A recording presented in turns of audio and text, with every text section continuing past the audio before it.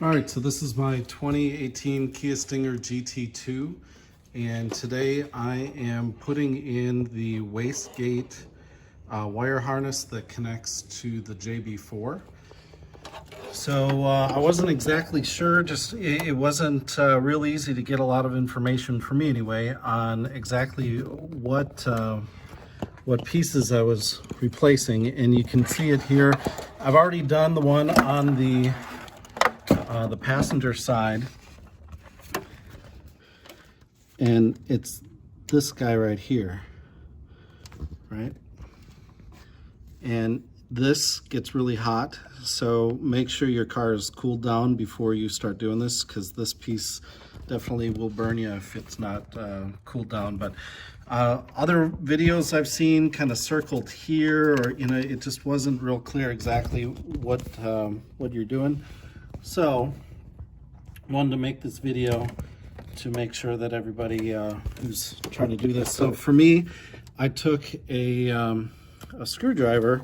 You've got to push down on the clip right down here, right? And so I just took a screwdriver and pushed down on it, and then that popped off, was able to then stick the JB4 adapter wastegate harness, put that right over the top.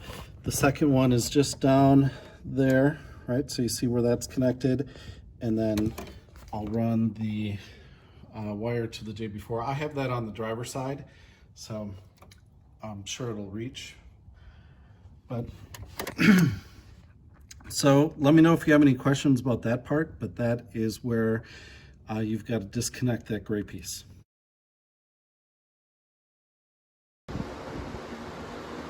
All right, so I went ahead and put back together the passenger side, and I know you could possibly reach down in there and replace the wastegate harness, or swap out the wastegate harness on the driver's side without taking out the airbox, but I just prefer to get in there. So anyway, the wastegate clip, that's what it looks like stock. Sorry for bouncing around so much, but it's I'm trying to get a good angle on it. There we go. It's this gray one right here. And so again, you gotta kind of push on it with the screwdriver. I was hoping to be able to get that while on camera. We'll give it one more try on camera. There it is. So just push down. You'll see the green on the inside, and that matches up with the wastegate harness. Right, so that's what's going to go up in that spot, and that's what's going to plug into the piece that you just removed, and then this is going to go to the JB4. So just trying to make sure people that are trying to do their wastegate harness have an idea of what they're looking for. Get this put back together and we'll go from there. All right, so we took a little break, had a long lunch and some time at the pool, and yes, I'm in Florida. But yeah, so got to put everything back together. So we've got the AEM intakes back on. You can see right there is the wire that goes down to the wastegate controller on this side. I've zip tied it along here and here. And then I've got my JB4 mounted by the ECU, got everything zip tied together, keep it nice and snug. The other side, kind of same story. There's the cable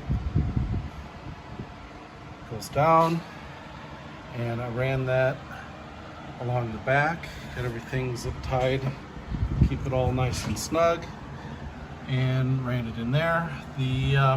The wiring, actually, I was the most nervous about plugging those extra wires into the control unit here in the JB4. That actually was super simple, just plugging the blue one into 19, and then the purple one into 9 for one side, and then 14 and 8 for the other side. It really, blue goes to 19 for passenger, and so on. It's really pretty easy just to slide those in and then screw it back together. I'm not a wiring guy, so that was part that I was a little nervous about, but it went really, really smooth.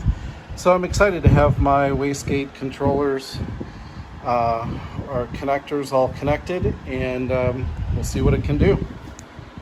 Let me know if you have any questions.